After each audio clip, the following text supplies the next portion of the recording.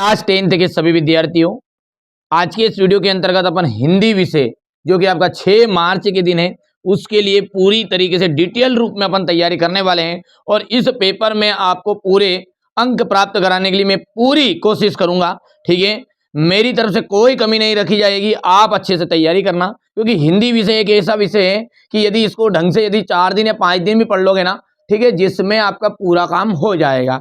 ठीक है, तो बढ़िया से मैं सारी चीज़ों को एक्सप्लेन करूंगा। यहाँ पर मॉडल पेपर के साथ में मैं आपको कुछ अदर चीज़ें भी इसमें प्रोवाइड कराऊंगा। मैंने पूरी तैयारी कर ली है, हिंदी में कोई डरने की जरूरत नहीं है ना।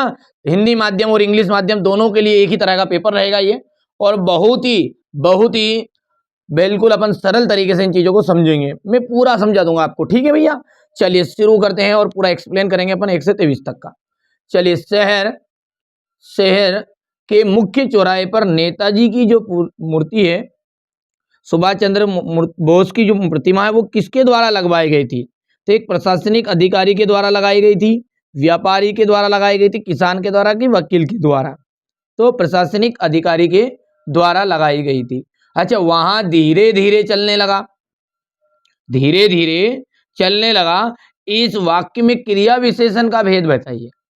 देखिए, तो परिणामवाचक है, स्थानवाचक है, रीतिवाचक है कि कालवाचक है? देखो, धीरे धीरे यहां पर मतलब क्रिया विशेषता, क्रिया की जो विशेषता बता रहा है। विशेषता मतलब क्या है कि धीरे धीरे वहां चलने लगा। कैसे चलने लगा? तो चलने की विशेषता क्या है कि धीरे धीरे। तेज तेज रहता तो भी ये आपको क्रिया की विशेषता बता रहा है, तो जब क्रिया की विशेषता बताए तो वो होता है रीतिवाचक। बालक तारकेश्वर नाथ को उसके पिताजी किसका टीका लगाते थे? तो आप जानते हैं कि जो बुक है उसके अंतर्गत माता का जो आंचल पाठ है, माता का आंचल पाठ का नाम क्या है? ये माता का आंचल या अंचल, ठीक है, दो ही बोलते हैं इसे। तो चंदन का, रोली का कि भभूत का कि कुमकुम का? ठीक है, तो यहाँ से भभूत का राइट आंसर रहेगा। अच्छा, बालक तारकेश्वर नाथ को पिताजी किस नाम से बोलते थे? तो भोलानाथ के नाम से बोलते थे। भोलानाथ का असली नाम क्या है? तो भैया तारकेश्वर नाथ है। इस तरीके से, ठीक है, सब कुछ समझा दूंगा, डरने की कोई जरूरत नहीं है। तो ये आपके लिए बहुत ही इंटरेस्टिंग क्लास रहेगी, सब कुछ आपको प्रोवाइड करवाऊंगा। ठीक है, मैं आपको यहाँ पर 6 मॉडल पेपर, साथ में कुछ अदर क्वेश्चन, ऑब्जेक्टिव क्वेश्चन, सब कुछ प्रोवाइड कराने की कोशिश करूंगा। ठीक है, चलिए आगे बढ़ें। प्रगतिवादी कवि जो है वो क्या है? प्रगतिवादी कवि है आपके सुमित्रा नंदन पंत। वैसे तो छायावाद के एक प्रमुख स्तंभ कवि है ये, लेकिन बाद में इनकी रचनाओं में भी प्रगतिवाद या प्रगतिशील विचार का प्रभाव दिखाई दिया, इसलिए प्रगतिवाद के कवि के अंतर्गत आ गए। ठीक है, रमणीयार्थ प्रतिपादका शब्दा काव्यम परिभाषा है। मतलब रमणीय प्रतिपादका शब्दा, इसका मतलब क्या है? इसका मतलब है कि कविता सुंदर अर्थ बताने वाला शब्द होती है। ये बात किसने कही? पंडित जगन्नाथ ने कही। स्वयं प्रकाश जी की पत्रिका का संपादन किसने किया? स्वयं प्रकाश जी ने पत्रिका का संपादन किसमें किया? तो वसुधा, ठीक है, वसुधा, ठीक है, नामक हो गया भैया, पत्रिका का संपादन उन्होंने किया। आगे बढ़े, चलिए, बहुत ही बढ़िया। अब अगला देखते हैं यहां पर अपन। चलिए, रिक्त स्थान क्या है हमारा? कि समास जो होते कितने प्रकार का होता है? तो देखिए, समास जो होता है ना वो 6 प्रकार का होता है, आप सब जानते हैं। ठीक है, संधि होती है 3 प्रकार की, समास होता है आपका 6 प्रकार का। अच्छा, 6 के नाम बताइए जल्दी से, तुरंत बताइएगा। पहला क्या है आपका? अव्ययी भाव, तत्पुरुष, कर्मधारय, दिग्गु, द्वंद्व और बहुब्रीहि। ठीक है, प्रबंध काव्य के भेद होते हैं, तो प्रबंध काव्य के 2 भेद होते हैं। ठीक है, अच्छा, मैं स्टार करके लिख दूं, क्या है प्रबंध काव्य के भेद? तो भेद में है एक तो महाकाव्य, और दूसरा क्या है आपका? खंड काव्य। ध्यान रखना है, ठीक है, प्रबंध काव्य और प्रबंध काव्य के जो भेद होते हैं वो कौन है? 2, महाकाव्य और खंड काव्य। अच्छा, नायक के जीवन का किसी एक घटना का पूर्णता चित्रण, ठीक है, पूर्णता के साथ चित्रण एक क्या कहलाता है? तो खंड काव्य कहलाता है कि महाकाव्य कहलाता है? तो ये देखिए, नायक के जीवन की किसी एक घटना का पूर्णता के साथ जो चित्रण है वो आपका, ठीक है, एक घटना, ध्यान देना है, एक घटना, और एक घटना को तो अपन खंड काव्य कहते हैं। पूरे जीवन का बता दोगे तो भाई साहब पैदा हुआ ना चौचोरी का बाद में वो बूढ़ो हुई गो ना वो बूढ़ो हुई गए ना उसका घर औलाद का घर औलाद, ये सब बता दो तो भाई साहब महाकाव्य है। और खाली एक ही बात बता दी कि नहीं भैया का ब्याह में कहने दारू पी थी ने कहने कहीं डीजे तोड़े तो कहने बाटो मार कर भाग्यो तो ठीक है, तो बस ब्याह ब्याह बताओगा, एक एक ही चीज बता दो एक ही, तो वो कहलाएगा खंड काव्य। चलिए, बाल गोविंद भगत के गीतों में कौन सा भाव व्यक्त देखने को मिलता है? तो देखिए ध्यान रखना है, बाल गोविंद भगत जो है किनकी भक्ति करते थे? तो कबीर के पदों को गाया करते थे। क्या बजाते थे गाते समय? खंजड़ी खंजड़ी, गंजड़ी नहीं बजाते थे, क्या बजाते थे? खंजड़ी। ठीक है, तो बाल गोविंद भगत के गीतों में किसका भाव देखने को मिलता है? तो वियोग का कि प्रभु मिलन का? देखो भैया, तो उसने कहा कि नहीं कहा, अच्छा उसके बालक मर गया था तो बालक के मरने पर अपनी बहू को क्या कहा था कि ये तो शोक मनाने का समय नहीं, ये तो खुशी मनाओ क्योंकि आत्मा का जो मिलन है परमात्मा से हो रहा है। तो यहाँ पर प्रभु मिलन का भाव है। समझ में आ रही बात, नहीं आ रही है? ठीक है, चलिए आगे बढ़ाएं। वाक्य में क्रिया के करने या होने की समस्या की सूचना मिलती है विधिवाचन की, निषेधवाचक की, इच्छावाचक। तो विधिवाचक में, वाच्य में। ठीक है, अच्छा, जहां जहां एक शब्द का समान अर्थ में एक से अधिक बार क्रमशः प्रयोग हो, जहां एक शब्द का समान अर्थ में एक से ज्यादा बार क्रमशः प्रयोग हो, तो वहां तो हो रहा है पुनरुक्ति प्रकाश, पुनरुक्ति, बार बार उसका प्रयास होता, पुनः पुनः पुनः पुनि पुनि पुनि पुनि, ऐसा है ना। हो गया, चलिए आगे बढ़ाएं क्या? चलिए यहां पर देखिएगा, सूरदास जी जो है वो वल्लभाचार्य जी के शिष्य थे। ध्यान रखिए, यहां से सूरदास जी जो थे वो किन के शिष्य थे? तो सूरदास जी जो थे वो हमारे वल्लभाचार्य जी के शिष्य थे। बिल्कुल सत्य बात है। ये द्वितीय जापान की रानी थी क्या? ठीक है, तो ये बात आपकी असत्य हो गई है। मुख्य गायक के स्वर चट्टान जैसे भारी और गंभीर थे। ठीक है, बिल्कुल, ये आपके पाठ के अनुसार, संगतकार पाठ के जो अनुसार है। चलिए, आदमी के पहले, ध्यान रखना है, आदमी के ने पहले पहले आग का आविष्कार किया था। तो आदमी ने सबसे पहले आग का आविष्कार किया था, तो ये बिल्कुल सही है। ठीक है, तो ये का है ना, ये बात बिल्कुल सत्य हो जाएगी आपकी। आगे बढ़े। श्री कृष्ण ने गोपियों को समझाने उद्धव को भेजा था। श्री कृष्ण ने गोपियों को समझाने के लिए किसको भेजा था? तो उद्धव को। तुम्हें भेजा था कहीं? उद्धव को भेजो तो नहीं, तो बिल्कुल सत्य बात है। संशय स्मरण में कल्पना तत्व की प्रधानता होती है, तो संशय स्मरण में कल्पना तत्व की प्रधानता नहीं होती। ठीक है भैया, ये यहाँ स्मृतियों पर आधारित होता है, तो इसमें यहाँ पर ये बात हो गई आपकी। मतलब संशय स्मरण जो वास्तविक घटनाओं पर आधारित होता है, और कल्पना का मतलब होता है कि कई की बात उनके विचार कर लो, इमेजिनेशन है ना, आ गया। हाँ, रेखा चित्र कर सकते हैं अपन। इतनी चीज़ें क्लियर हैं, पक्का? अच्छा, पूरी ईमानदारी से जिन बच्चों ने अभी तक, देखिए नंबर दिए गए हैं अपने, मोबाइल नंबर, जिन बच्चों ने अपना, देखिए आपको लगता है कि नहीं यार हमारी वजह से आपको थोड़ा सपोर्ट मिला, देखो मैंने कोशिश करी है, कोई मैंने बड़ा काम नहीं कर दिया आप लोगों के साथ कि यार मैथ्स में आपको थोड़ा अच्छा बता दिया, सोशल साइंस में बताने की कोशिश की, हिंदी में ये बता ही रहे हैं, विज्ञान हो गया आपका, संस्कृत हो गया, आईटी हो गया, इंग्लिश हो गया, इन सब में मैंने आपकी मदद की है। अंतिम पेपर है, ये मत समझिए कि बेटा यार कि यार आपका और हमारा संबंध केवल वीडियो से। देखिए जो हमारे साथ जुड़े, मैं तो बहुत भाग्यशाली समझता हूँ कि ना तो मेरा किसी बच्चे को चेहरा पता है, ठीक है, मैं केवल वीडियो के यहाँ पर इस तरीके से माध्यम के द्वारा फिर भी बच्चे ट्रस्ट कर रहे हैं और सपोर्ट कर रहे हैं, वो बहुत बड़ी बात है मेरे लिए। तो मैंने ज़िंदगी में बिल्कुल इतना ही बहुत है बेटा। ठीक है, तो जो आप क्या करना, एक चीज़ ज़रूर करना है बाबू कि आपको व्हाट्सएप के ऊपर, ठीक है, अपना एडमिट कार्ड ज़रूर भेजना है, नंबर दिए हैं, क्योंकि मेरे को भी बहुत चिंता है कि यार जो बच्चे मेरे साथ जुड़े कि उनका भी एक रिजल्ट में देखूँ। तो एक बार आप ज़रूर जिस दिन रिजल्ट खुले उस दिन कभी याद करो, ठीक है, कभी लगे कि यार हाँ मेरी वजह से सपोर्ट मिला तो 70% बन रही थी, तो यार इनकी वजह से 80% पे पहुँचा दिया, 80 बन रही थी तो 2-4 नंबर बड़ा बूढ़ा कहने की 85% तक पहुँचा दिया, कि यार हम तो फेल ही होने की कगार पे था, हम घुमा फिरा के 60% तक पहुँचा दिया। आपको लगे कि नहीं यार वास्तविकता मैंने आपके लिए कुछ किया है, ठीक है, तो आप एक बार ज़रूर व्हाट्सएप पर अपना, है ना, अपना एडमिट कार्ड जरूर शेयर करना, ठीक है, मेरे पास, क्योंकि मैं रिजल्ट खोलूँगा और मुझे खुशी होगी कि यार हमारे साथ जो बच्चा जुड़ा हुआ है, ठीक है। बाकी हम लोगों की तरह ऐसा तो कर नहीं सकते कि यार लाख-लाख रुपया, 2-2 लाख रुपए का इनाम रख सकते, गरीब गुरबा आदमी ज़्यादा इतना कोई वो नहीं है अपने पास में संसाधन, ग्रामीण क्षेत्र से आते बेटा संसाधन की कमी है, सब जानते हैं। हमारे जितने भी बच्चे गाँव में पढ़ते हैं उन सबको पता है ग्रामीण क्षेत्रों में संसाधन की कमी होती है, कभी तो नेट नहीं मिलता है तो लाइव क्लास कहाँ से ले ले?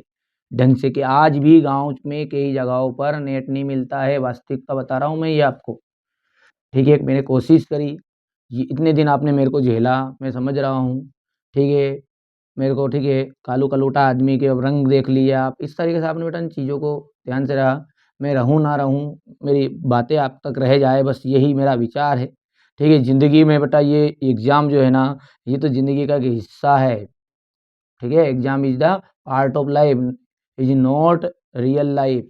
ये जो लाइफ़ है ना वास्तव में लाइफ़ नहीं है, ये जो अपन एग्ज़ाम को समझ रहे हैं ना कि यही ज़िंदगी है यार, यही है। नहीं बेटा, ज़िंदगी का संघर्ष तो अभी आपने देखा ही नहीं और मैं मालिक से ये चाहूँ, ये भगवान से यही कहूँ कि यार आप खूब आगे बढ़ो।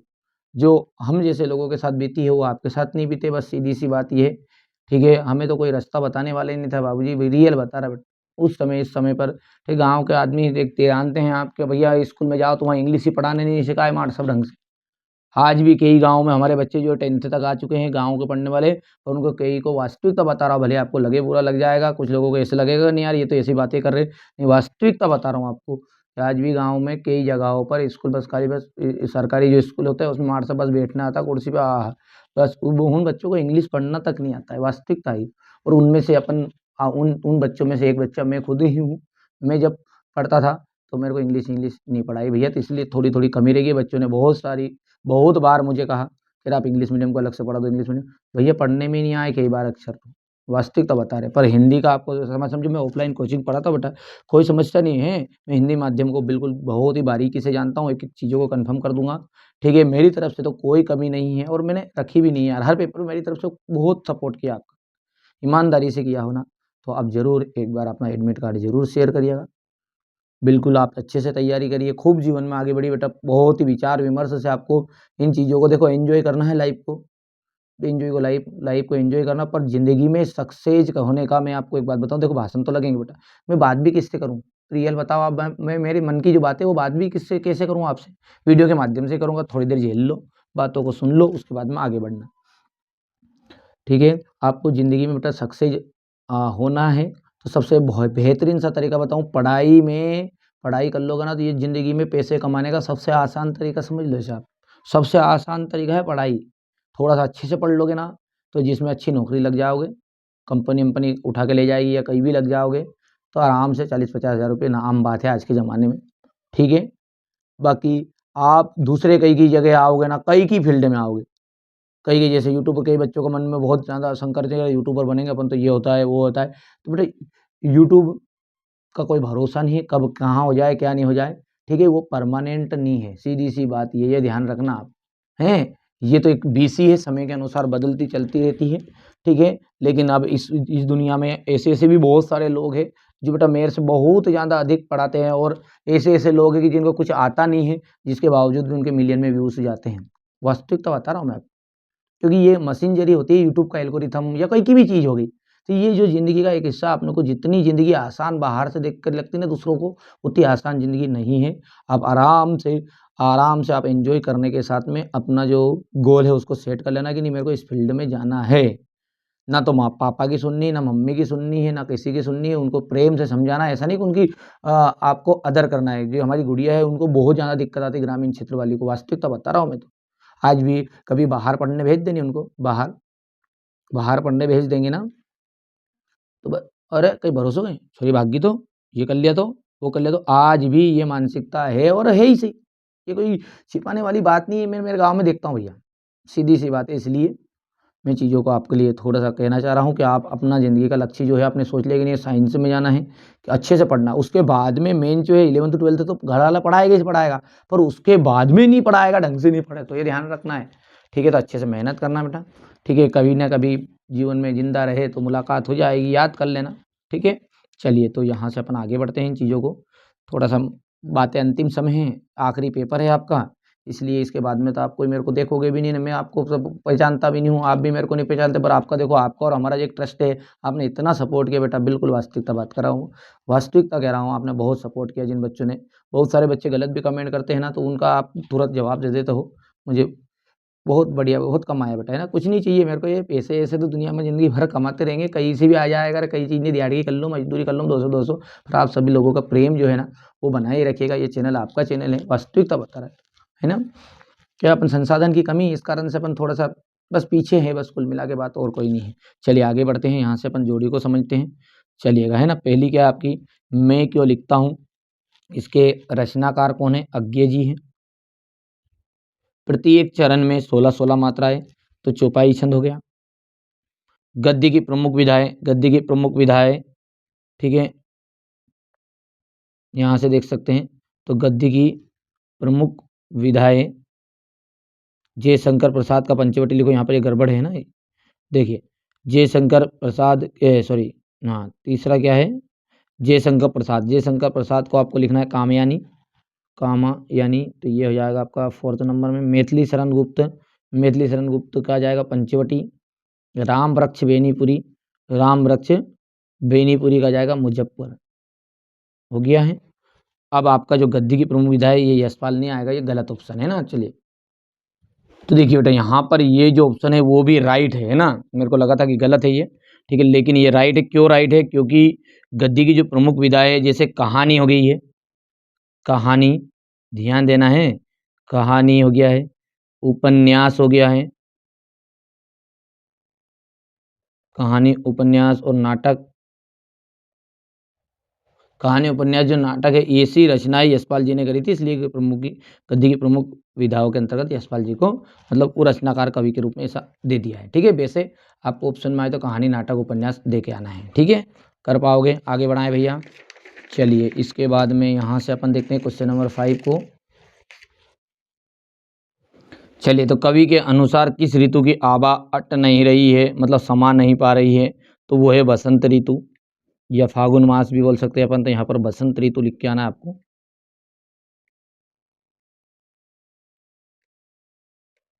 ठीक है, जापान के हिरोशिमा में कौन सा बम गिराया गया था, तो परमाणु बम।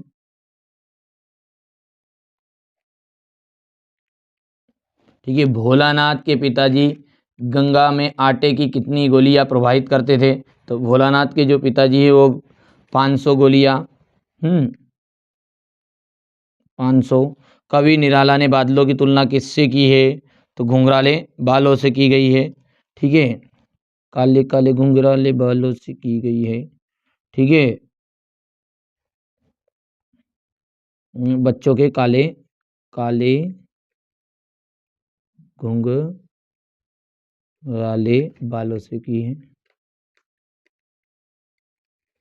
रामचरितमानस का मुख्य छंद क्या है, तो रामचरितमानस का जो मुख्य छंद है वो चौपाई छंद है। विनय पत्रिका की रचना किस भाषा में हुई, तो विनय पत्रिका जो है उसकी रचना जो हुई है ना, वो आपकी ब्रज भाषा में हुई है। विनय पत्रिका के अच्छा रचनाकार कौन है, ये बता दो आप, तो रचनाकार है तुलसीदास जी, ब्रज भाषा में, हो गया। चलिए अब क्वेश्चन नंबर जो 6 है, यहाँ से लगाकर पूरे जो क्वेश्चन है आपके, इन क्वेश्चनों को मैं एक साथ पीडीएफ के थ्रू सॉल्यूशन के साथ समझाने वाला हूँ। तो चलिए यहाँ से अपन आगे से क्वेश्चन नंबर 6 को पीडीएफ के थ्रू समझ लेते हैं। जो 6 है आपका, उससे अपन पूरा सॉल्यूशन देख लेते हैं।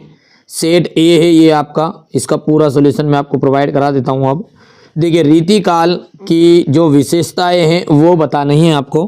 तो रीतिकाल की विशेषताओं में कुछ नहीं है। सबसे पहला है सांसारिक सुख की प्रधानता, कवियों का राज्य पर आश्रित होना, ठीक है, ब्रजभाषा में काव्य की रचना, मुक्तक और गीति काव्य की प्रधानता। देखिए रीतिकाल में क्या हुआ, पहले तो सांसारिक सुख की प्रधानता देखने को मिलती है, कवि जो थे वो राज्यों पर आश्रित थे, समझ में आ रहा है। तीसरा है मुक्तक और गीति काव्य की प्रधानता थी, ब्रजभाषा में काव्य की रचना हुई, और वीर और श्रृंगार रस की प्रधानता। कोई भी 3 आपको करना है, बस याद, ज़्यादा नहीं करना है। चलिए अगला क्या है हमारा, क्वेश्चन नंबर 6 का अथवा कि नई कविता के कोई 2 कवि के नाम बताओ और उनकी रचना बताओ। देखो भैया, भवानी प्रसाद मिश्र, कवि का नाम क्या है, भवानी प्रसाद मिश्र। अब भवानी प्रसाद मिश्र का क्या है, सन्नाटा, सन्नाटा, गीत फरोश, दो इनकी रचनाएं हो गई। भवानी प्रसाद की रचना बोलो जल्दी से फटाफट। तो सन्नाटा हो गया और एक दूसरा हो गया गीत फरोश। दुष्यंत कुमार, सूर्य का स्वागत, आवाजों के घेरे। और कुंवर नारायण का जाएगा चक्रव्यूह और आमने सामने। रह जाएगा ध्यान, जल्दी से बोलो फटाफट फटाफट बोलो भैया यहाँ से, ये जिसे मैंने मिटा दिया बोलने की कोशिश करो। भवानी प्रसाद मिश्र का क्या जाएगा बोलो, एक तो सन्नाटा और एक दूसरा क्या है गीत फरोश है। दुष्यंत कुमार का क्या है, सूर्य का स्वागत, आवाजों के घेरे। ठीक है भैया, तो समझ में आ गया है। और अगला कुंवर नारायण का है चक्रव्यूह और आमने सामने, कोई भी दो याद रखने। नागार्जुन की जो रचना है और तुलसीदास की रचना काव्यगत विशेषता है के अंतर्गत भाव पक्ष कला पक्ष आता है, साहित्य में स्थान। यानी नागार्जुन और तुलसीदास दोनों का कवि परिचय इस साल 100% आपका जो एग्जाम है, ठीक है, वो बेटा बदल चुका है, टाइम टेबल आप सब जानते होंगे। ठीक है, क्वेश्चन यही रहने वाले हैं, भले पैटर्न कैसे ही आए डरने की जरूरत नहीं है। 6 मार्च के दिन आपका पेपर होगा ये हिंदी का। ठीक है, एमपी बोर्ड की पुरानी आदत है वो तो भाई साहब, तुम तो ठहरे परदेसी ए साथ क्या निभाओगे, वो तो भाई साहब हमेशा ही करता है। पहले रियल टाइम टेबल दे देगा फिर बदल देगा, तो उन चीज़ों पर नहीं चलेंगे बेटा, अपने को काम क्या है ये करना है। नागार्जुन जो है उनका कवि परिचय देखो, युगधारा, प्यासी पतराई आंखें, सतरंगे पंखों वाली, ये तो बता तेरा नाम है क्या। देखो भैया दो दोस्त थे, दो मित्र, वो दो मित्र में एक तो नागार्जुन था और एक और दूसरा था। ठीक है, अब वो दोनों मिले कि भाई साहब ये जो छोरी है सतरंगे पंखों वाली, इसका तू नाम पूछ रहे, ओए इसका नाम पूछ के बता कहीं के यार। ठीक है, तो यहाँ से अपन बात देखें तो युगधारा, युगधारा, प्यासी पथराई आंखें, सतरंगे पंखों वाली, ये तो बता तेरा नाम है क्या। अब जैसे जूता खाने का नाम आया तो वो दोस्त कहने तुमने तो कहा था। ठीक है, और नहीं माने तो प्रेत का बयान लेना, भैया भूत प्रेत ही दे सकता, वो अपन दोनों के अलावा कोई तीसरा तो था ही नहीं कि जो कहेगा कि नहीं यार भैया तूने की थी मारे ऐसी कहने की। ठीक है भैया, तो अपन लिखेंगे तो नागार्जुन का क्या है, युगधारा, प्यासी पतराई आके, सतरंगी पंखों वाली, तुमने कहा था और प्रेत का बयान, ये इनकी रचनाएं हो गई। चलिए आगे बढ़ते हैं और अगला देखते हैं क्या कह रहा है। ये काव्यगत विशेषता इसके अंतर्गत है। तो देखिए काव्यगत विशेषता में क्या पढ़ेंगे कि नागार्जुन जो है वो धरती, जनता के सुख दुख और श्रम के गीत गाने वाले कवि हैं। नागार्जुन जो क्या है, जीवन की धरती, जनता के सुख दुख और श्रम के गीत गाने वाले कवि है। उन्होंने अपनी कविताओं में शोषकों और शासकों के प्रति विरोध का स्वर प्रकट किया है। मतलब जो शोषक का मतलब होता है कि जो लोगों को पीड़ा दे रहे थे, तकलीफ दे रहे थे, और शासक मतलब राजा महाराजा हों, क्योंकि वही अत्याचार कर रहे थे ज़्यादा, तो उनके प्रति विरोध का स्वर प्रकट किया है। इसके साथ ही प्रेम, ठीक है, इसके साथ ही प्रेम और हाँ ठीक है, इसके साथ ही प्रेम, सौंदर्य, राजनीति, सामाजिक गतिविधियों पर करारे प्रहार किए हैं। ठीक है भैया, तो नागार्जुन का समझ में आ गया आपको कि नागार्जुन क्या है, जीवन की धरती, जनता के सुख दुख, श्रम के गीत गाने वाले कवि हैं। उन्होंने अपनी कविताओं में शोषकों और शासकों के प्रति स्वर विरोध का स्वर प्रकट किया है। इसके साथ ही प्रेम, सौंदर्य, राजनीति और सामाजिक गतिविधियों पर करारे प्रहार किए हैं। कला पक्ष के अंतर्गत बात करें तो इनकी भाषा जो है, भाषा के अंतर्गत बात करें तो सामान्य बोलचाल की खड़ी बोली है। क्या है, पहले तो खड़ी बोली है। ठीक है, कठिन विषयों पर भी इन्होंने प्रकृति के माध्यम से सरल और स्पष्ट ढंग से प्रस्तुत किया है। कठिन विषयों को इन्होंने प्रकृति के माध्यम से सरल और स्पष्ट ढंग से प्रस्तुत किया। इन्होंने दोनों प्रकार की रचनाएं, एक तो छंद मुक्त और छंद बंध मुक्त, छंद मुक्त और बंध मुक्त दोनों प्रकार की इन्होंने रचना की है, याद कर सकते हैं, कोई दिक्कत नहीं। अच्छा, साहित्य में स्थान क्या, बिना डरे, बिना भय संकोच की अपनी बात को पूरी ईमानदारी से कहने वाले नागार्जुन का हिंदी साहित्य में महत्वपूर्ण स्थान है और अपनी सशक्त भाषा के लिए ये सदा स्मरणीय रहेंगे। तो जरूर जरूर नागार्जुन का जरूर करके जाना है इस साल आपको। ठीक है, रचनाएं में तुलसीदास की सब जानते हैं, रामचरितमानस, कवितावली, दोहावली, गीतावली, विनय पत्रिका, जानकी मंगल, पार्वती मंगल, हनुमान बाहुक आदि, ये रचनाएं तुलसीदास की। दो करनी कोई भी याद, सबको याद रहेगी, रामचरितमानस, कवितावली, दोहावली, गीतावली, विनय पत्रिका, ये तो आती है गीतावली, दोहावली, विनय पत्रिका तो ये, ठीक है। अच्छा, भाव पक्ष के अंतर्गत बात करें तो तुलसीदास जी जो है भाव जगत के सम्राट हैं। इन्होंने अपनी रचनाओं में धार्मिक, सामाजिक और दार्शनिक भावों का सागर लहराता है। इनकी रचनाओं में क्या है, इनकी रचनाओं में या उनकी रचनाओं में एक तो धार्मिक, सामाजिक और दार्शनिक भावों का सागर लहराता है। ये भक्त कवि, ये भक्त थे, पहले तो क्या थे, भगत थे, कवि भी हैं। इनके साथ साथ ये समाज सुधारक के रूप में भी जाने जाते हैं। ये इनका भाव हो गया। देखो भाव का मतलब क्या है, जो इन्होंने उसके कवि में लिखा है वही आएगा इसका अंतर्गत भाव में, ठीक है। अब बात करते हैं कला पक्ष की। तो देखो कला पक्ष में क्या आएगा आपका, तुलसीदास जी ने अपनी काव्य रचनाओं में अवधी ब्रजभाषा का प्रयोग किया है। इन्होंने छंद, अलंकार, रसों का भी प्रयोग, सुंदर प्रयोग किया। देखो सिंपल वे में लिखा, बाकी क्या है थोड़ा सा अपन एक साथ पूरे सॉल्यूशन देख रहे हैं तो इसलिए थोड़ा सा कम याद होगा, एक एक चीज़ें पढ़ते तो अलग अलग लगेगा। अब एक एक चीज़ों को समझाने में 8-8 मिनट चाहिए तो बहुत लॉन्ग वीडियो हो जाएगा। साहित्य में स्थान में कुछ नहीं करना है। तुलसीदास का हिंदी साहित्य में अत्यंत सम्मानजनक स्थान है। उन्होंने रामचरितमानस जैसे महान ग्रंथ की रचना की, इसके लिए वो अमर कवि माने जाते हैं। अगला क्वेश्चन 8 क्या कह रहा है, गोपियों द्वारा उद्धव को भाग्यवान कहना क्या वहाँ भाग्यवान नहीं है? मतलब इसका मतलब क्या है, गोपियों द्वारा उद्धव को भाग्यवान कहने में कौन सा व्यंग निहित है? ये वही प्रश्न है, नहीं तो पता चले कि दूसरा पट जाओ कि गोपियों द्वारा उद्धव को भाग्यवान कहने में क्या व्यंग निहित है।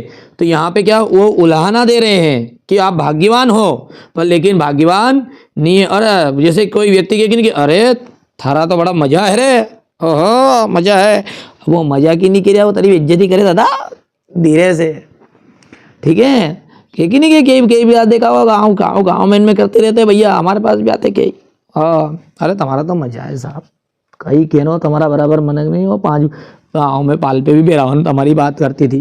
तो भैया ये क्या है, मतलब भाग्यवान कह रहे हैं, वो बेइज्जती कर रहे हैं, अपमान कर रहे हैं। कुल मिला के बात ये कि उद्धव श्री कृष्ण के पास रहकर भी उनको अपना नहीं सके, ठीक है। श्री कृष्ण के पास रहे वो, जब भी वो अपना नहीं सके, इसलिए गोपियां उन्हें भाग्यवान कहती है, परंतु वास्तव में उद्धव भाग्यवान नहीं है। विपरीत लक्ष्मण में भाग्यवान करते अभाग्यवान, ठीक है। अच्छा, लक्ष्मण ने वीर योद्धा की क्या क्या विशेषता बताई है? तो लक्ष्मण ने कहा कि भैया, ठीक है, किसको कहा था, ठीक है, वो शिव जी के धनुष तोड़ दिया था। विश्वामित्र जी गुरु जी आए थे, क्रोध में आ गए थे, हो हाथ में पाँव 2 ही तोड़ दूंगा तारा, ठीक है, किसने तोड़ा धनुष, सामने आ जाओ, ठीक है, कहा था नहीं कहा था भैया। तो ये अब लक्ष्मण ने क्या कहा कि वीर कौन होता है? अरे वीर तो अपनी वीरता का वर्णन नहीं करते, बड़े चढ़ा के कह रहे थे वो कि तुमको नहीं जानते, विश्वद्रोही क्षत्रिय कुल द्रोही हूं मैं, ठीक है, मैंने पूरे क्षत्रियों का नाश कर दिया, कई बार मैंने क्षत्रियहीन विहीन कर दी इस धरती को, ठीक है, इसे बड़ा चढ़ा के कह रहे थे मतलब बात को। तो वो जो लक्ष्मण को फिर आया गुस्सा, तो उन्होंने कहने लगे कि ठीक है, एक तो रेवड़ी भात लक्ष्मण, और उसमें भी छनन कूदे, तो कहे कि भैया वीर तो अपनी वीरता नहीं बताए कभी भी, ठीक है, युद्ध स्थल पे ही वीरता का प्रमाण दे, यदि लड़े हो जब भी बताएगा कि नहीं हम कौन है, पहलवान है कही है, ठीक है। वीर योद्धा जो होते विनम्र होते हैं, धैर्यवान होते हैं, गंभीर होते हैं, कभी भी दूसरे का अपमान नहीं करता था भी, तो ठीक है, हमेशा दूसरे का आदर और सम्मान का भाव उनमें होता है। समझ में आ गया? थोड़ा तरीका मैं इस तरीके का यूज़ करने की कोशिश कर रहा हूँ ताकि आपको समझ में आए। उद्देश्य क्या है कि आपके दिमाग में बैठना चाहिए क्या क्या चीज़ें आ रही है आंसर में, रटना नहीं है। रटोगे समय कम रहेगा। क्लास को पूरी अटेंड करोगे तो ये वादा है मेरा कि इसी क्लास से आप अच्छे से नंबर प्राप्त करोगे, 70+ नंबर। हाँ मैंने कि वीर कभी भी अपनी वीरता का वर्णन नहीं करते, वीर तो हमेशा युद्ध स्थल पर ही प्रमाण देते वीरता का। वीर योद्धा जो होते हैं हमेशा कैसे होते हैं, धैर्यवान होते हैं, धीरज रखते हैं, वो हमेशा कभी भी अपने ऊपर अभिमान नहीं करते, दूसरे को क्या करते हैं, हमेशा सम्मान करते हैं। कोई सी भी 3 कर लेना। फागुन में ऐसा क्या होता है जो बाकी ऋतुओं में नहीं होता? देखो फागुन में बसंत ऋतु आती है, फागुन में क्या आती है, बसंत ऋतु आती है, और बसंत ऋतु आती है इस समय पेड़ पौधे हरे भरे हो जाते हैं, लाल पत्ते और रंग बिरंगे फूलों से पेड़ लदे होते हैं, चारों ओर भीनी भीनी सुगंधित हवा चलती है, ना सर्दी होती ना गर्मी होती है, मौसम बड़ा ही मनोहर होता है। मनोहर का मतलब होता है सुंदर, मनोहर मतलब क्या होता है? सुंदर। हमारे गांव में भी एक मनोहर है, नहीं तो फिर ये मनोहर की बात नहीं चल रही, अभी तो बदसूरत है, गुपचाप कैसे कीमत दीजो। ठीक है, चलिए। फाल्गुन में बसंत ऋतु आती है। इस समय पेड़ पौधे हरे भरे हो जाते हैं, लाल पत्ते और रंग बिरंगे फूलों से पेड़ लदे होते हैं। चारों ओर भीनी भीनी सुगंधित हवा चलती है। ना सर्दी होती है ना गर्मी होती है। मौसम कैसा होता है? बड़ा ही मनोहर होता है। पक्षी चहचहाते हैं। यहाँ ऋतु क्या है? ऋतुओं की रानी बनी गई, मानी गई है। अगला क्वेश्चन क्या कह रहा है उसको समझते हैं। स्मृति को पाथेय बनाने से कवि का क्या आशय है? देखिए, स्मृति को पाथेय बनाने से कवि का आशय है कि जीवन की कठिन यात्रा में अपनी पिछली सुखद यादों को, जो भी पहले उसकी पिछली बातें हैं, जो सुख भरी यादें हैं, उनको और अनुभव को ही अपने जीने का सहारा बनाना। क्या करना? देखो, स्मृति का मतलब है कि पुरानी बातों को ध्यान नहीं रखना है। तो पुरानी बातों को ही ध्यान रखना, ये बोलना चाह रहा है कवि स्मृति। अब स्मृति का मतलब पुरानी बातें तो है, पर कौन सी? जो भी उसने जीवन की कठिन यात्रा में जो भी उसको कुछ ऐसे पल आए थे इसमें खुश हुआ था, ठीक है, कुछ ऐसा अनुभव हुआ, ठीक है, अनुभव को ही अपना बड़ा सहारा मानना, ताकि वे यादें उसे आगे बढ़ने के लिए क्या करे? शक्ति दे और जीवन संघर्ष में लड़ने की हिम्मत दे। कर लोगे आराम से। अगला क्वेश्चन क्या है? महाकाव्य और खंड काव्य में अंतर। बहुत ही सिंपल वे में मैं आपको बताने वाला हूँ महाकाव्य खंड काव्य में अंतर। बाकी सारे बच्चों को याद है, लेकिन फिर भी मैं एक हिंट दूंगा जिससे पूरा समझ में आ जाएगा। देखो भैया, महाकाव्य में क्या होगा? यानी कि मान के चलो यहां पर अपना एक कालीचरण नाम का अपना भैया एक दोस्त है। हाँ, तुम्हारे होगा कालीचरण नहीं है, कलवट गोविंद हमारे ही रहे और क्या करे। ठीक है, तो कालीचरण आपका दोस्त है। और यहाँ पर कालीचरण जो है जब पैदा हुआ, ठीक है, उसके बाद में कहाँ पड़ा, किससे सगाई हुई, कब ब्याह में कौन गया था, बारात में कितने की कितनी दारू पी थी, कौन जूता खा के आया, कौन दारू पी के नाली में गिर गया, ठीक है, कितनी छोरी हुए उसके, फिर औलाद हुआ, ओका बाप ने कालीचरण का दाई जी ने कितनी क्या महिला करी थी, मतलब कितनी स्टडी कर ली, कहीं कर ले शादी ब्याह। पहले हमारे गाँव में तो 5-5 बेर आती है साहब, क्या बताएं तुमको। ठीक है, तो ऐसा मतलब कुल मिला के बात है, समझाना चाह रहा हूँ आपको। कुल मिला के बात ये कि कालीचरण का यदि अपन ने पूरा बायोडाटा बताया, पूरा चित्रण किया, पूरे संपूर्ण जीवन का बताया, जन्म से लेके उसके बाप दादा से लेके तो कहाँ से कहाँ तक का, वो हो गया आपका महाकाव्य।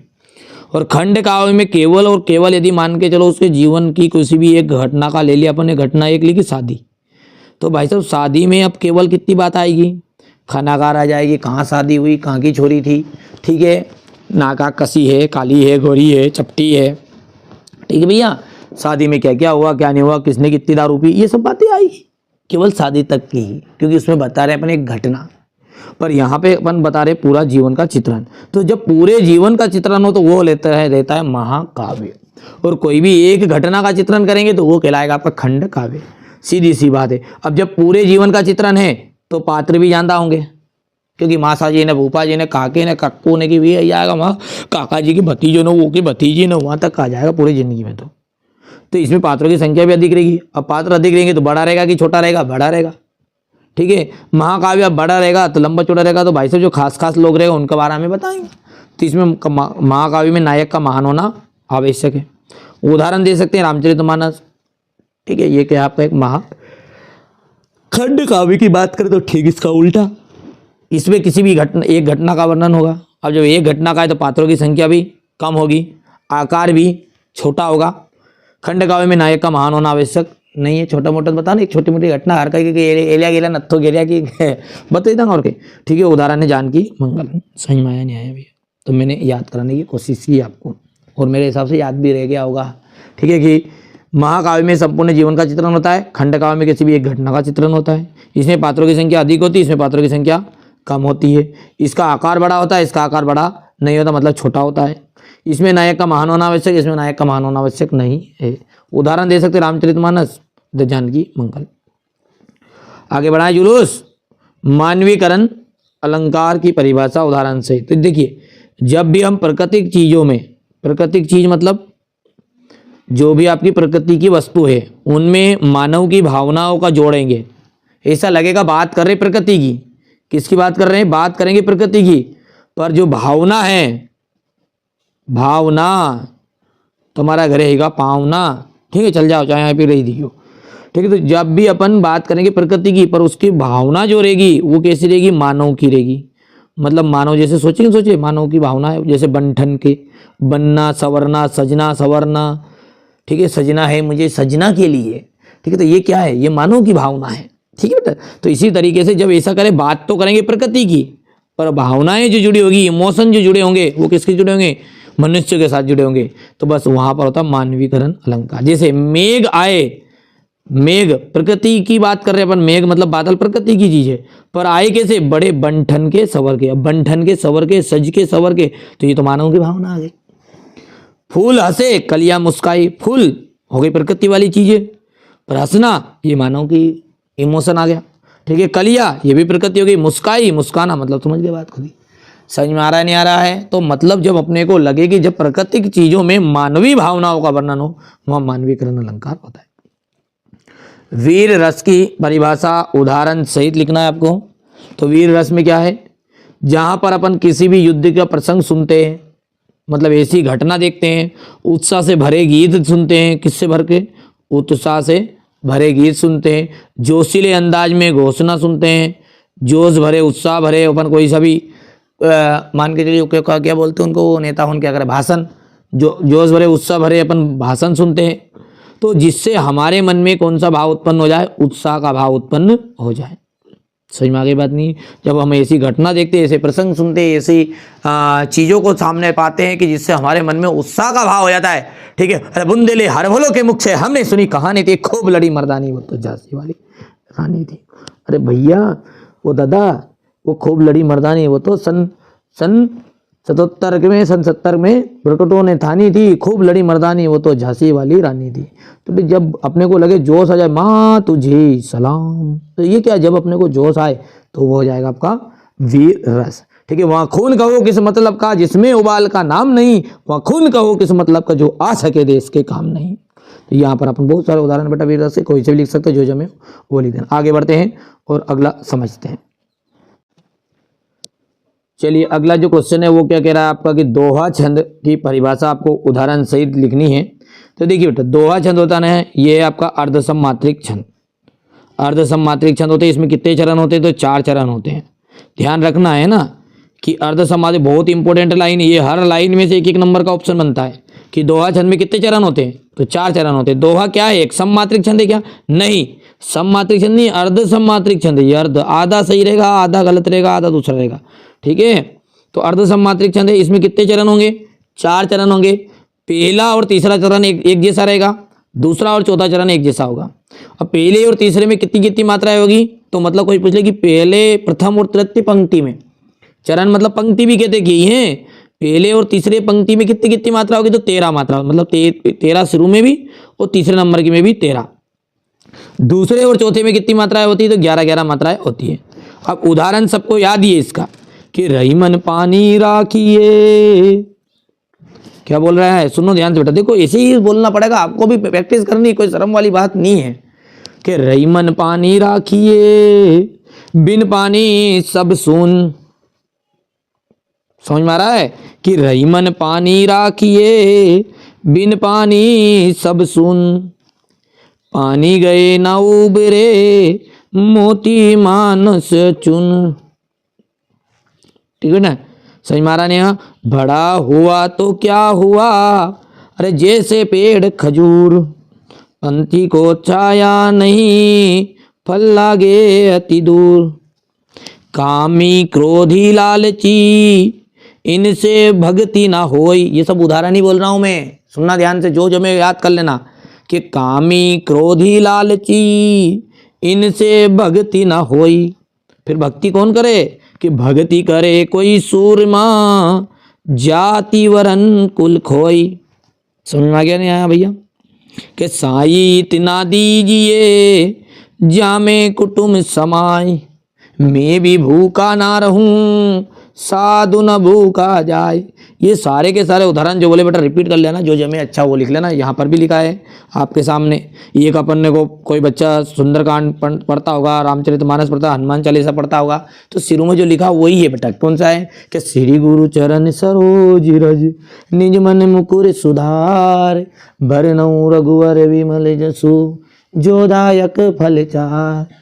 बुद्धिहीन तनु जानिके, सुमिरो पवन कुमार, बल बुद्धि विद्या देहु मही, हरऊ कलेश विकार। बोलो भाई रामचंद्र जी की जय, बोलो भाई सब संतन की जय। ये तो गया। अब उसी के आगे जो आप शुरू करते नहीं कि जय हनुमान ज्ञान गुण सागर, जय कपीस तीनों लोक उजागर, राम दूत अतुलित बल धामा, अंजनी पुत्र पवन सुत नामा, महावीर विक्रम बजरंगी, कुमति निवार सुमति के संगी, कंचन वरन विराज सवेसा, कानने कुंडल कुंच निकेसा, हाथ वज्र और ध्वजा विराजे, कांधे मुंज जनेऊ साजे, शंकर सुमन तेजरी नंदन, तेज प्रताप महाजगवंदन। समझ में आया भैया? तो ये जो लाइन अपन ने आगे की बोली, ये है बेटा पूरी की पूरी चौपाई। क्या है बाबू? चौपाई। समझ में आया है? तो ये चौपाई है, और चौपाई में 24-24 मात्राएं आपकी होती हैं। कितनी कितनी मात्राएं होती हैं? 24-24 मात्राएं आपकी रहने वाली है। चलिए, तो जो अच्छा लगे वो कर लेना। चौपाई की भी आएगा, अभी अगले सेट में आएगा वो, इसमें दोहा है। चलिए आगे बढ़ते हैं और अगला देखते हैं यशपाल और रामरक्षी बेनीपुरी जी के लिखित परिचय। चलिए, तो अगला जो आपका क्वेश्चन है वो क्या कह रहा है? यशपाल जी का है। थोड़ा सा बेटा एक कॉल आ गया था, उसको उठा लेना। देखिए यशपाल का में कुछ नहीं है। तर्क का तूफान, अरे पिंजरे की उड़ान, झूठा सच, अमिता, देशद्रोही। क्या बोला मैंने? तर्क का तूफान, अरे ओ तर्क का तूफान, पिंजरे की उड़ान, झूठा सच, अमिता, तू देशद्रोही है। ये बात पूरी झूठ के सच तूने बना दी। बस कैसे भी कर लेना, याद रहेगा बेटा, याद रखना चाहिए बस। यशपाल, यशपाल में क्या है? तर्क का तूफान, पिंजरे की उड़ान, झूठा सच, अमिता, देशद्रोही। चलिए बिना देखे बोलने की रखी भैया, बिल्कुल बिल्कुल बिल्कुल बिना देखे बोलने की रखी है। ये मैंने मिटा दिया है क्योंकि रचना ये आपको याद होनी ही चाहिए। बोलो बोलो, पहली बोलो। तर्क का तूफान, पिंजरे की उड़ान, झूठा सच, अमिता, और एक और अंत की क्या थी? देशद्रोही। याद हो गई? तो थोड़ा ध्यान से सुनोगे, बिल्कुल कॉन्सेप्ट सुनोगे, मेरी गारंटी आपको याद यहीं पे करवाऊंगा। देखो यशपाल जी की जो भाषा है स्वाभाविकता में समाहित है। उनकी भाषा अत्यंत सरल, सहज, प्रामाणिक तथा भाव अभिव्यक्ति में समर्थ है। उनकी शैली वर्णनात्मक, संवाद प्रधान, प्रभावपूर्ण है।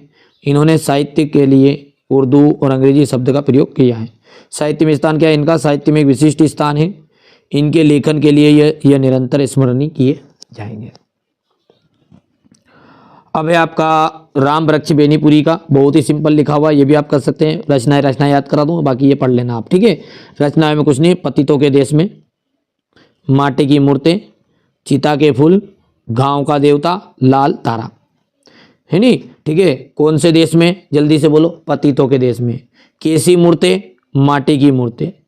फूल, किस पे फूल चढ़ाओगे रे? चिता का फूल, चिता के फूल। कौन सा देवता है? गांव का देवता है। तारा, लाल तारा, ठीक है, याद रहेगा। बोलो जल्दी से बोलो। पतितों के देश में, माटी की मूर्तें, चिता के फूल, गांव का देवता, लाल तारा। बोलो जल्दी बोलो। बिल्कुल बिल्कुल, पतितों के देश में, याद करवाना उद्देश्य, पतितों के देश में। दूसरा बोलो, माटी की मूर्तें, ठीक है, लाल तारा, और एक और क्या थी? गांव का देवता, ठीक है भैया, याद रहेगा। बस चिता के फूल रह गया था। समस्या कोई दिक्कत नहीं है। अब रचनाएं और साहित्य भाषा शैली और आप साहित्य में स्थान पढ़ लेना है। अच्छा, लेखिका जो मन्नू भंडारी है, उनके पिता के मुख पर गर्व और संतोष का क्या कारण था? देखो, लेखिका मन्नू भंडारी के पिता के मुख पर गर्व और संतोष का मुख्य कारण यह था कि उनकी जो बेटी थी एक तो सफल लेखिका बन गई, सफल लेखिका बन गई तो भाई साहब आप देखो, हो सबसे ज़्यादा ओ माई छोरी वाह। तो भैया गर्व का संतोष है। बाकी जो सम्मानजनक लोग थे गांव के या अन्य जगहों के, जैसे डॉक्टर अम्बालाल इसमें दिया है, तो उन्होंने उनकी बेटी की प्रशंसा की। अब जब प्रशंसा की तो उनका मन का जो क्रोध था वो किस में बदल गया, गर्व में बदल गया। ठीक है, तो मन्नू भंडारी के पिता के मुख पर गर्व और संतोष का मुख्य कारण उनकी बेटी मन्नू भंडारी का एक सफल प्रतिष्ठित लेखिका के रूप में समाज में पहचान बनाना और अपने कार्यों में से सम्मान प्राप्त करना था। खासकर जब अन्य प्रतिष्ठित लोगों जैसे डॉक्टर अम्बालाल ने उनकी बेटी की प्रशंसा की तो उनके मन का जो क्रोध था वो गर्व में बदल गया। हो गया। अब भगत के माँ अपने बेटे, ये गलत है प्रश्न, ऐसा ये भगत ने है ये बेटा, है ना, गलती से तो मिस्टेक से लिखा गया है। भगत ने अपने बेटे की मृत्यु पर अपनी भावनाएं किस तरह व्यक्त की। तो सबको पता ही होगा, पाठ अपने पढ़ा है, बाल गोविंद भगत है पाठ का नाम। तो बाल गोविंद भगत ने अपने बेटे के शव पर क्या कर दिया, सफ़ेद कपड़े से ढक दिया, सफ़ेद कपड़े से ढक दिया। और क्या किया था, उस पर फूलों तथा तुलसी दल बिखेर दिए। क्या क्या किया, एक तो सफ़ेद कपड़े से ढक दिया, तुलसी दल और फूल उसके लाश के ऊपर बिखेर दिए। स्वयं उसके पास आसन लगाकर जमकर गाने लगे कबीर के पद। ठीक है, कबीर के पद वो गाने लगे। वे कीर्तनिया से कबीर के पद गाने लगे। उनके अनुसार क्या है, मृत्यु के बाद जीवात्मा किससे मिलने जा रही है, परमात्मा से मिलने जा रही है। इसलिए मृत्यु तो उत्सव का और आनंद का समय है, रोने का नहीं है। वे अपनी पुत्र वधू को उत्सव मनाने के लिए कहते हैं कि काईसुर रोए है, रोना वोना नहीं है, जो आया है सो जाएगा, राजा रंग फकीर, कोई सिंहासन चढ़ी चला, कोई बंधा जंजीर। ठीक है, देखिए बेटे ध्यान, मतलब कुल मिलाकर आंसर समझ में आया है कि उन्होंने सफ़ेद कपड़े से सब को ढक दिया था, फूल और तुलसी दल बिखेर दिए थे, स्वयं उसके पास आसन लगाकर बैठ गए, कीर्तनियाँ बजाकर जमकर से कबीर के पद गाने लगे। उनके अनुसार क्या है, जीवात्मा जो है परमात्मा से मिलती है, इसलिए मृत्यु जो है उत्सव और आनंद का समय है, रोने का नहीं है। वे अपनी पुत्र वधू को भी उत्सव मनाने के लिए कहते हैं। ठीक है भैया, चलिए अगला क्वेश्चन पढ़ते हैं, क्वेश्चन नंबर 14, जो कि आपका प्रश्न है, सुशिर वाद्यों से क्या अभिप्राय है। शहनाई को सुशिर वाद्यों का शाह की उपाधि क्यों दी गई है। तो देखिए यहाँ पर अपना जो क्वेश्चन है उसमें दिया गया है कि सुशिर वाद्यों से क्या अभिप्राय है, शहनाई को सुशिर वाद्यों की शाह की उपाधि क्यों दी गई होगी। प्रश्न को पढ़ लिया ध्यान से, 2 बार मैंने पढ़ चुका हूँ। तो देखो सुशिर वाद्य में क्या है, फूंक कर बजाए जाने वाले सारे के सारे जो यंत्र है वो कहलाते हैं सुशिर वाद्य। ठीक है, फूंक कर जितने भी बजाए जाते हैं, जैसे मुरली हो गई है, बंसी हो गई है, मुरछंगा हो गया है, तुरई हो गया है। ठीक है, ये सारे के सारे क्या है आपके सुशिर वाद्य हैं। समझ में आई लाइन इतनी कि जितने भी आपको फूंक कर बजाए जाते हैं मुंह से, ठीक है, उन यंत्रों को कहा जाता है सुशिर वाद्य यंत्र। मुरली, ठीक है, बंसी, ठीक है, मुरछंगा, तुरई आदि सारे के सारे वाद्य यंत्र में आते हैं। अच्छा, इन वाद्यों में सुराग होता है, इन वाद्यों में क्या होगा, सुराग होगा, जिसमें फूंक मारने से स्वर निकलता है। जिसमें क्या होगा, फूंक मारने से क्या निकलेगा, स्वर निकलेगा। पर बाकी सारे के सारे जो है, ये सारे के सारे जितने भी फूंक मार के बजाए जाते हैं, इनमें सब में से सुरीली आवाज़ जो निकालता है वो निकालती है शहनाई। क्या निकालती भैया, शहनाई। ठीक है, तो इन सभी सुशिर वाद्यों में शहनाई जो है सबसे ज़्यादा मीठे सरस स्वर वाली होती है, बस सबसे ज़्यादा मीठी और सुरीली होती है, इसलिए शहनाई को ही सुशिर वाद्यों का शाह मतलब शहंशाह कहा जाता है। आया समझ में नहीं आया भैया, पक्का समझ में आ गया है कि फूंक कर जो भी बजाए जाते हैं उन यंत्रों को क्या कहा जाता है, उन यंत्रों को कहते हैं सुशिर वाद्य यंत्र। मुरली, बंसी, मुरछंगा, तुरई आदि सारे इस तरह के वाद्य हैं। इन वाद्यों में सुराग होता है जिसमें फूंक मारने से स्वर निकलता है। इन सभी सुशिर वाद्यों में शहनाई सबसे ज़्यादा मीठे सरस स्वर वाली होती है, इस वजह से शहनाई को सुशील वाद्यों का शाह यानी कि शहंशाह कहा जाता है। क्वेश्चन नंबर जो 15 है वो क्या कह रहा है आपका, गद्य की प्रमुख विधाएं आपको बतानी है। तो ये रही आपके सामने गद्य की प्रमुख विधाएं। पहली है निबंध, कहानी, उपन्यास, नाटक, जीवनी, आत्मकथा, रेखाचित्र, संशय स्मरण, यात्रा वर्णन और रिपोर्टार्ज। ये आपका 2 नंबर में 100% हिस्सा लाने के पूरे चांस है। कर लेना है इन 10 के नाम। हिंदी उपन्यास सम्राट किसे कहा गया है और हिंदी के 2 उपन्यासों के नाम लिखे। देखिए हिंदी साहित्य में मुंशी प्रेमचंद को उपन्यास सम्राट की उपाधि दी गई है। इनके 2 उपन्यासों के नाम है गोदान और गबन। हो गया। अगला क्वेश्चन नंबर कह रहा है आपका 16 जो कि ये लोकोक्ति और मुहावरे में अंतर। तो यहां से देखो आप, लोकोक्ति और मुहावरे में अंतर। मुहावरा जो होता है एक तरह का वाक्यांश होता है, सुनना ध्यान से, वाक्य का टुकड़ा, वाक्य का टुकड़ा। कौन है टुकड़ा वाक्य का? मुहावरा। लोकोक्ति जो है एक तरह का क्या है, पूर्ण वाक्य है, पूरा सेंटेंस है। अब जब ये पूरा टुकड़ा है तो ये स्वतंत्र रूप से इसका प्रयोग संभव नहीं है। जब ये पूरा वाक्य है लोकोक्ति तो इसका उपयोग संभव है। इसका क्षेत्र जो होता है वो सीमित होता है, इसका क्षेत्र जो होता है वो विस्तृत होता है। इसका आकार छोटा होता है, इसका आकार बड़ा होता है। सिंपल सी बात है। जब ये भाई साहब वाक्य का टुकड़ा है तो इसको स्वतंत्र रूप से प्रयोग नहीं कर सकते, और स्वतंत्र रूप से प्रयोग नहीं कर सकते तो छोटे मोटी जगह पे इसका प्रयोग करेंगे। इसका क्षेत्र सीमित होगा, और क्षेत्र सीमित होगा तो इसका आकार भी छोटा होगा। ठीक है, ये पूर्ण वाक्य होगी। लोकोक्ति का स्वतंत्र प्रयोग संभव है, इसका क्षेत्र विस्तृत होता है, इसका आकार बड़ा होता है। अब देखिए यहाँ पर अगला क्वेश्चन क्या कह रहा है आपका, अनेकार्थी शब्द लिखिए। तो देखिए अनेकार्थी के जो शब्द एक से अधिक अर्थ देते हैं उन्हें अनेकार्थी शब्द कहते हैं। अनेकार्थी शब्द जैसे अंबर है, अंबर का मतलब कई लोग तो कहते हैं कि अमृत है। ठीक है, कई लोग कहते हैं कि वस्त्र को कहते हैं अंबर, कई कहेंगे कि आकाश को कहेंगे। ठीक है भैया, मतलब इसका क्या है, एक से अधिक अर्थ दे रहे।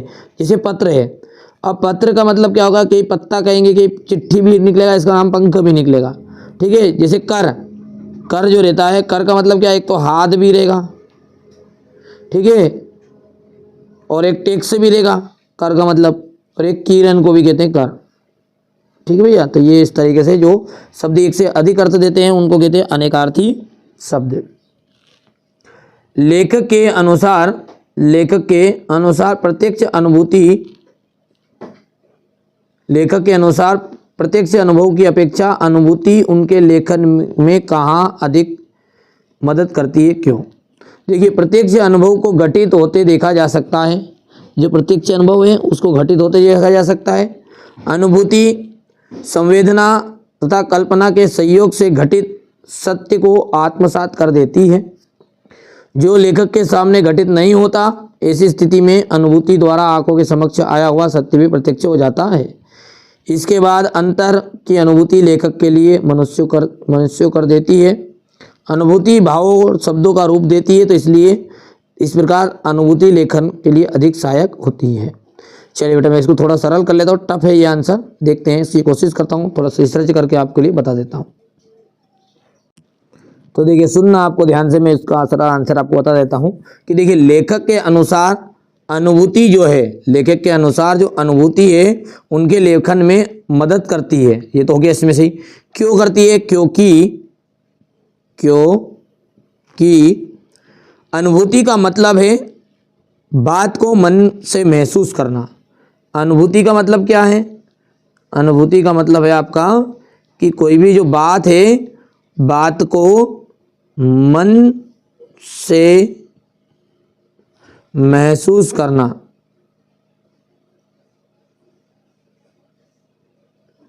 ठीक है, क्योंकि अनुभूति का मतलब क्या है, बात को मन से महसूस करना। केवल देखकर अनुभव करना काफी नहीं है, केवल देखकर अनुभव करना काफी नहीं है। ठीक है, जब तक बात दिल से महसूस की जाती है तब लेखन अच्छा और प्रभावशाली बनता है। इसलिए लेखक जो है कहता है कि अनुभव से ज़्यादा अनुभूति महत्वपूर्ण मानते हैं। ठीक है भैया, तो इसको अपन एक बार और रिपीट कर देते हैं। आपको सुनना है ध्यान से और लिख लेना है रोक रोक के वीडियो को। बोला है मैंने कि लेखक के अनुसार अनुभूति उनके लेखन में अधिक मदद करती है, क्योंकि अनुभूति का मतलब है किसी भी बात को मन से महसूस करना। अनुभूति का मतलब है किसी भी बात को मन से महसूस करना। केवल देखकर अनुभव करना काफी नहीं होता। लिख लिया, केवल देखकर अनुभव करना काफी नहीं होता। जब तक बात दिल से महसूस की जाती है, जब बात दिल से महसूस की जाती है तब लेखन अच्छा और प्रभावशाली बनता है। इसलिए लेखक के अनुसार अनुभव से ज़्यादा अनुभूति महत्वपूर्ण मानते हैं। चलिए अगला क्वेश्चन क्या कह रहा है हमारा कि भोलानाथ अपने साथियों को देखकर सिसकना क्यों भूल जाता है। देखिए, खेलने में बच्चे की स्वाभाविक रुचि होती है। यदि उसे अपनी उम्र के बच्चों को खेलता मिल जाए, ठीक है, तो वह सब कुछ भूलकर खेलने में रम जाता है। सब जानते हैं कि बच्चों की खेलने में बहुत ही ज़्यादा रुचि होती है। यदि उसको अपनी उम्र का बच्चा खेलता मिल गया तो सब कुछ भूलकर खेलने में उसका मन रम जाता है। यही कारण है कि जब भोलानाथ अपने पिता को गांव में किसी बच्चे के साथ खेलता देखता है तो उसका मन भी भाई साहब बिल्कुल ओहो लालचा लपलपा, तो उसका मन भी खेलने के लिए ललायित हो जाता है। वह पिता की गोद से सिमटने के बजाय बच्चे खेलने के लिए उतर जाता है। ठीक है बेटे, इतना चीज़ कंप्लीट है। अनुच्छेद जो है बहुत ही सिंपल है, अनुच्छेद है, आप पढ़ोगे जिसमें याद हो जाएगा कि आज का युग विज्ञान का युग है। विज्ञान अभिशाप भी है तो वरदान भी है। देखो, आज का युग विज्ञान है। विज्ञान ने हमारे जीवन में अनेक साधन सुविधाएं उपलब्ध कराई। रहन सहन, बीमारी, सुरक्षा, ठीक है, सुरक्षा के अनेक साधन विज्ञान की ही देन है। स्कूटर ले लो, कार ले लो, हवाई जहाज ले लो, बिजली ले लो, पंखा ले लो, मोबाइल ले लो, वॉशिंग मशीन ले लो। ये सारी चीज़ें किसने दी? विज्ञान की ही देन हमारे घर तक उपलब्ध है। मोबाइल और इंटरनेट ने दोनों ने संचार को आसान बना दिया है। चिकित्सा के क्षेत्र में विज्ञान में अनेक रोगों का इलाज संभव बनाया है। परंतु इसके कुछ दुष्परिणाम भी थे। वह बढ़ती मशीनों के कारण बेरोजगारी बढ़ी है। युद्ध में विज्ञान का प्रयोग विनाश का कारण भी बन रहा है। परमाणु हथियारों से मानव जीवन को खतरा है। प्रदूषण और पर्यावरण की समस्याएं भी विज्ञान के दुरुपयोग से बढ़ी है। आज इस विज्ञान जो है मानव के लिए वरदान है, परंतु इसके दुरुपयोग यहाँ अभिशाप भी बन सकता है। अब देखो, बढ़ती महंगाई के संबंध में ग्राहक और सब्जी विक्रेता के मध्य संवाद लिखना है। सबको याद है, ठीक है। अब ग्राहक तो है भैया कालीचरण। क्या है ग्राहक का नाम? है कालीचरण। और भाई साहब दूसरे का नाम है जो सब्जी विक्रेता, उसका नाम है राम बगस। तो कालीचरण कह रिया भैया सब्जी कई भाव है? राम बगस दादा बोलेगा कालीचरण आलू तो 30, आलू क्या भाव है? तो क्या आलू तो 30 रुपये किलो है। तो 30 रुपये किलो करे कालिया, उस दिन तो तूने हंसी की थी कि 20 रुपये किलो बिक रहा है, फिर 30 का कैसे होगा? बाबूजी तुम्हारा कई सोच पड़े, आलू तो फिर भी 10 रुपये किलो ही बढ़ा है, टमाटर तो लो साहब 50 को, सब्जी खाने ही भूल जाओगा तुम, तुम्हारी सोच पड़ेगी। अबे तो पड़ेगी सोच। तुम बहुत कहते था कालीचरण, ठीक है। अच्छा, टमाटर कई भाव है, गाजर ने इनका सबके दाम बढ़ गया, इसका हाँ बढ़ गया। ऐसा क्यों हुआ रे? कि एकदम सारी सब्जियां महंगी हो गई है ना। हमारा कहने पैसा ऐसा था नहीं, हमारा खेती बाड़ी को, हमारा किसान का खेत मेरे जब तक तो हमारा कहने कहीं भी नहीं बढ़े और वहाँ जाके बढ़ जाए। तो ये इस तरीके से जो बेटा बातें होती है ना, जो दो व्यक्ति बात करेंगे वही कहलाता है आपका संवाद। बस इसको मैंने थोड़ा सा आपको सरल शब्दों में बताने की कोशिश की। बस यही चीज़ें आपको लिखनी है बनाकर मन से। मतलब दो व्यक्ति को लगा दो, सब्जी विक्रेता है तो सब्जी विक्रेता लगा दो। यदि सब्जी विक्रेता की जगह पे है, जैसे माँ और बेटे के बीच में दिवाली, माँ और बेटी है और दोनों के बीच में दिवाली से संबंधित है, तो माँ और बेटी एक जगह माँ यूज़ कर लेना, एक जगह बेटी कर लेना। बस बाकी बात दोनों की बातें अपनी मर्जी से कर लोगे तो क्या क्या बात करेगी, ठीक है। दिवाली के ऊपर से तो दिवाली की साफ़ सफाई कब करेंगे? तो क्यों करेंगे माँ? इसकी साफ़ सफाई करना क्यों जरूरी है? अरे बेटे ये तारे नहीं मालूम कही, त्यारे बिहार को दीवाल है अपना कने, ये मैं राम जी घर आया था। जो चीज़ें अपनी भलाना ढिमका बात करते हैं वही बातें आपकी संवाद के अंतर्गत रहती है। अच्छा, क्वेश्चन आंसर क्या है? मूर्ति जो थी वो संगमरमर की थी। टोपी की नोक से कोट के दूसरे बटन तक कोई 2 फीट ऊंचा उभारता। ये सारी बातें आपको संदर्भ प्रसंग व्याख्या आपको याद भी है बेटा, कोई दिक्कत नहीं है, ये आप कंप्लीट भी कर सकते हैं, है ना।